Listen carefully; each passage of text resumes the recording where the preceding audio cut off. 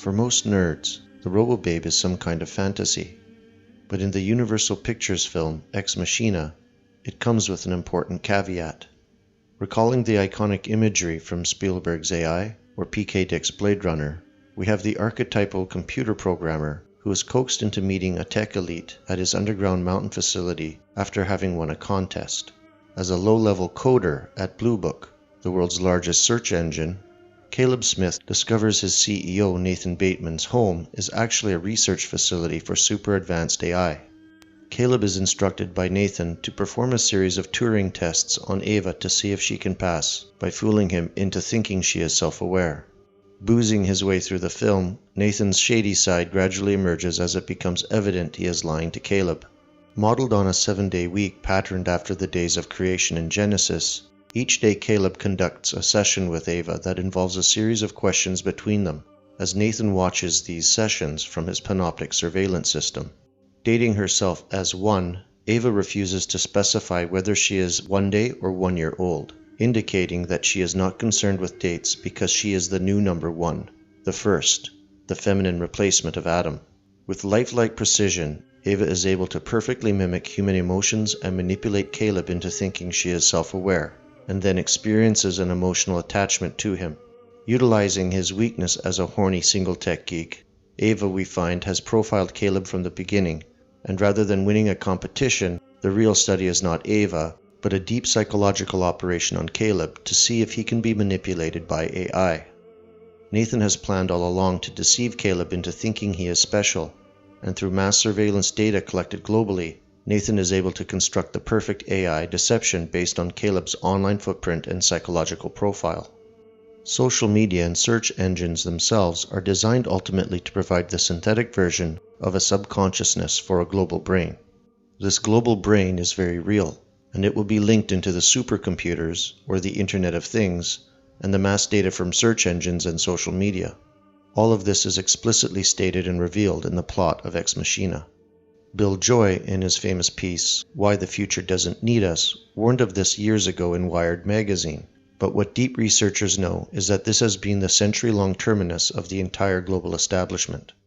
Historically, programs such as the Manhattan Project and MKUltra were actually side projects to this greater goal.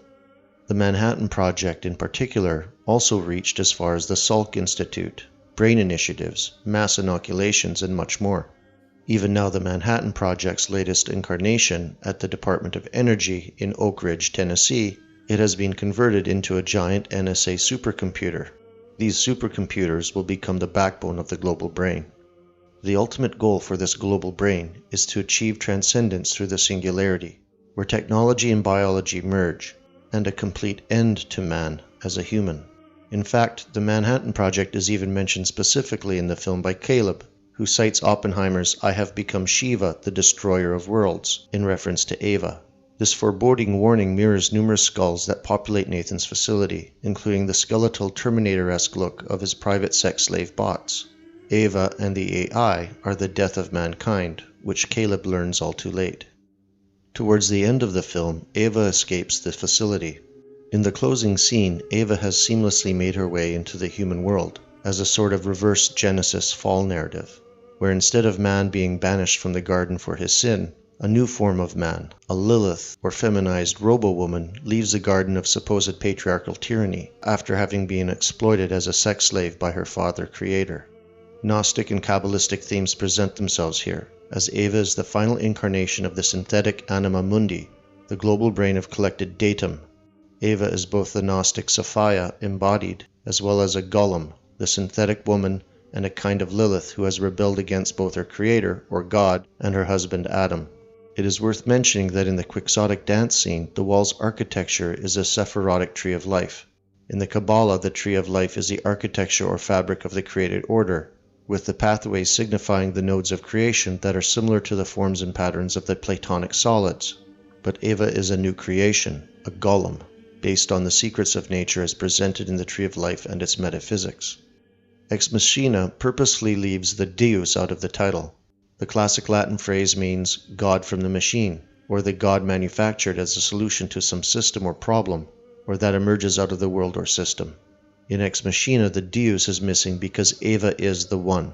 In Platonic and Pythagorean numerology, the One is God and or the monad, and Eva is making very clear the intentions of the real-world AI planners to replace the classic notions of God and in its place create the first synthetic God.